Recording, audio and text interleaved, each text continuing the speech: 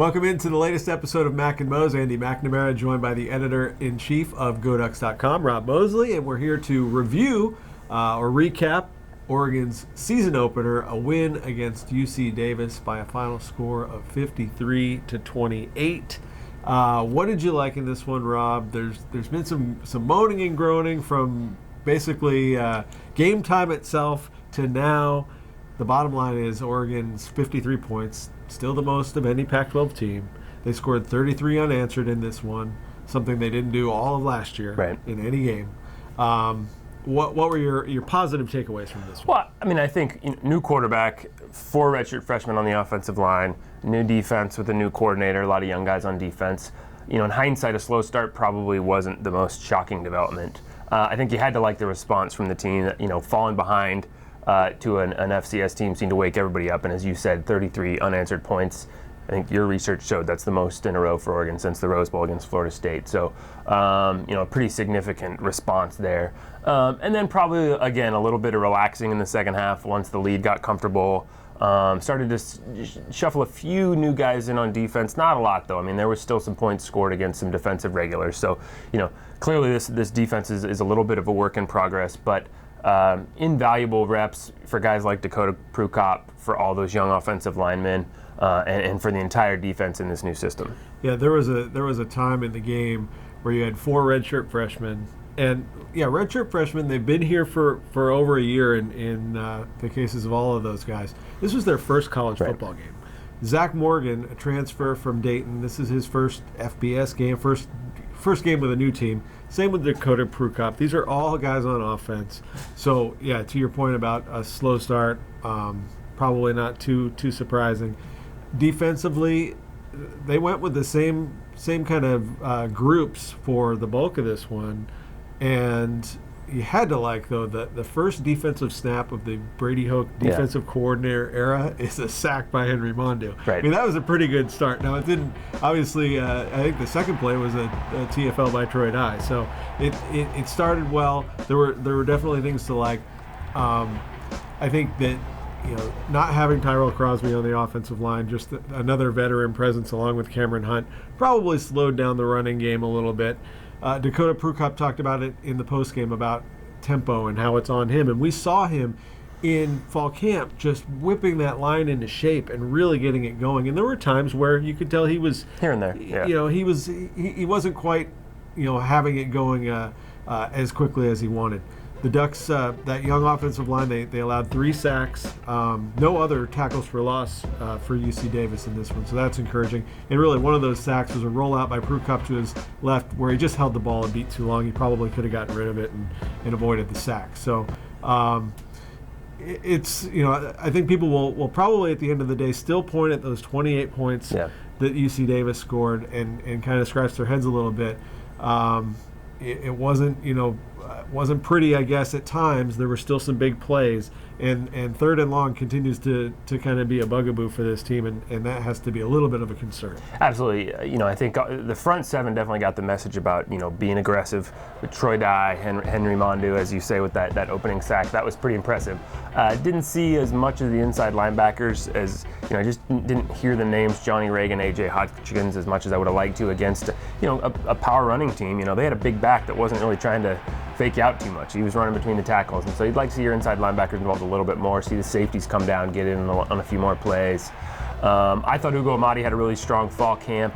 There were some balls where he was right there with guys and wasn't able to break them up. You saw Brady Hoke say after the game, hey, good coverage in some instances, but and some balls got through, so hey, tip your hat to them. But you'd like to see the Oregon guys break those up. So, those are some things to work on. You're always going to come out of the first game with some things that you're going to need to work on in the next week, and you want to see a lot of development here against Virginia in the game coming up. But overall, encouraging signs. I think you mentioned Zach Morgan. When things really solidified offensively, it was him and Doug Brenner subbed in on the left side of the line. So there's the instance of a graduate transfer doing exactly what you like. Able to plug and play and have an immediate impact on a guy. I thought that was really good to kind of stabilize things. The first couple series, the young offensive linemen were kind of still getting their heads wrapped around the situation. They did as the game went on, but the veterans, Morgan and Brenner, really helped. I thought the other real encouraging thing for me was the special teams in this one. On both punt and kickoff, outside of a sort of a a duck punt on Oregon's first punt of the game, 25 yards out of bounds, just a shank by Wheeler. Outside of that, I think all of those units played much better than we saw last year. Coverage was an issue.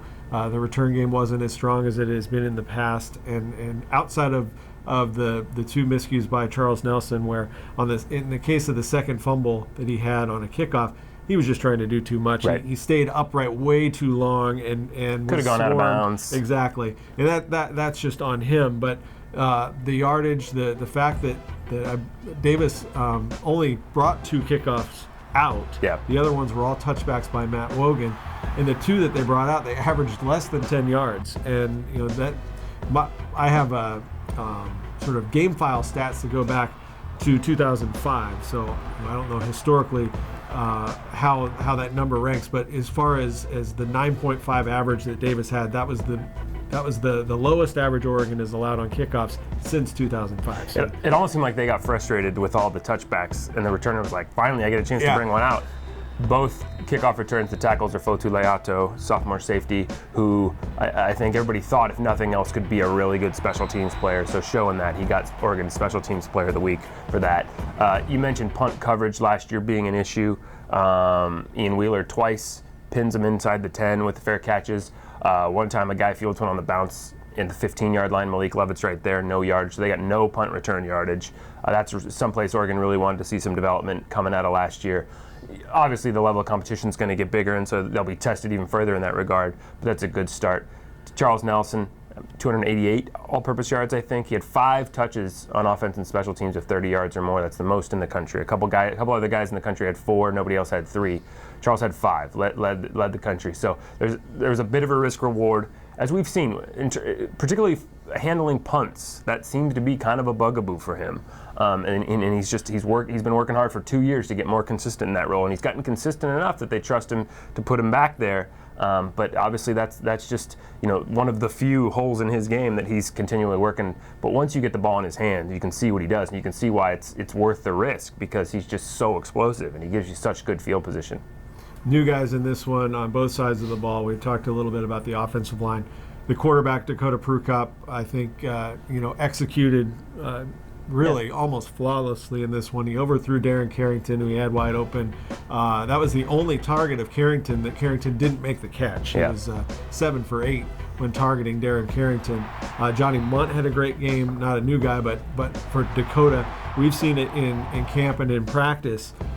The guys that really he had some serious success with in this game, Jaylen Brown, Johnny Munt, Darren Carrington, and those are guys that we're seeing making plays for him all over the field in practice on a regular basis. Right. So not a lot of a surprise, I guess.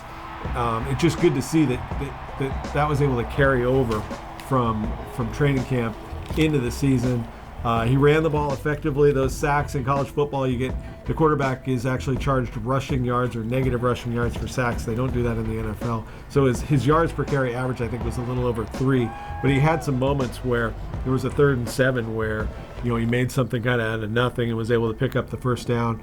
After Royce Freeman's long 49-yard run down to the 1-foot line, that's when he really got the tempo up and just walked in untouched. It was kind of, we were sort of yelling in the stats booth, you got to give that to Royce. He did all the work on the 49-yard run, but you want a quarterback with that killer mentality. It's like, no, this is a guaranteed 6 points right here. I'm walking it in, and he was able to do that. So certainly an encouraging start for him. I think a play like that was why, hopefully fans saw why you and I were making kind of the Jeremiah Masoli comparison, because Masoli was that guy too. He would wrestle a running back to try to pull the ball back because he wanted to run it and bring it in, and he made smart decisions for the most part in the zone read. And it's a game changer for the Oregon offense to go back to having that as a threat. I mean, Vernon Adams was such a different fit in this offense and had so many strengths of his own, but it was so different than from what we're used to seeing. I think you're going to see this offense a little bit back in its comfort zone. I thought Prukop, there was a couple moments with Jaylen Brown that kind of summed up his day. He had one where Jaylen is streaking across the back of the end zone, doesn't see him. I don't remember if he had to throw it away or even took a sack maybe on that play. But it's an easy touchdown if he just sees Jaylen Brown. On the touchdown Jaylen did score, I believe he was the 4th option. So Prukop checks all the way down to his 4th option, So you can see that that's there for him. You know, he's understanding things to the level where he can do that. He can check down to his fourth guy. It's just a matter, you know, as Mark Helfrich as Mark Helfrich said the other day, sometimes he didn't even see his first guy though. So there's still some growth to be had there. But overall, I mean, I think he showed that, you know, the benefits of being in this offense for the last 8-9 months, developing that chemistry with the guys like Munt, like Carrington, like Brown, like you said. Lastly, let's talk about Troy Dye, who is the Pac-12 Defensive Player of the Week as a true freshman, playing in also his first college game. And he did not look like a freshman out there. Shades of Patrick Chung, really, in terms of I was trying to think of a comparison for a guy to come in as a true freshman on defense and just be so natural in the role. And you know, I thought your tweet really nailed it at the end of the game, where you said, you know, you saw good things from Troy Dye during camp and everything, but never expected this. And you just don't. You don't expect it from a true freshman. The 4.5 tackles per loss leads the country. There's one more game left as we tape this tonight on a Monday, but I don't think you could have a better start. He's a guy, they take him out in those passing down situations right now. I would bargain that by the end of the season, maybe midway through at the latest, maybe this week, we're going to see Troy Dye on the field a lot more, because he's just so versatile. He's so athletic. There's no reason that he can't. You know, they probably don't want to overload him necessarily, but he's a guy I think that can help on any down situation on defense. Yeah, there's going to be times when his over aggressiveness probably gets the best of him, and he's, you know, jumps on some misdirection and gets and runs himself out of a play. But for right now, you just appreciate a guy that goes a million miles an hour and just tries to hit whatever he can. You know, he had a really nice open field tackle on the quarterback in the first quarter. Just him and the quarterback one-on-one, open space, and he brings the guy down. So, you know, that was really encouraging. Yeah, they kept things pretty vanilla defensively. There's a lot of different stuff that Brady Hoke, you know, he famously has like 5 or 6 binders full of stuff, and a lot of different packages and a lot of different personnel groupings he likes to use. We basically saw 2, the base and the nickel. And in the nickel, they brought in this defensive line full of pass rushers: Henry Mondu, Jalen Jelks, Justin Hollins, and Eddie Hurd. And then 2 linebackers, Daquan McDowell, Johnny Reagan. Both of those guys can move. Troy Dye, as we saw, can move. He's got a safety background. It wouldn't shock me if he is starting to learn or even play one of those 2 linebacker spots in the coming weeks.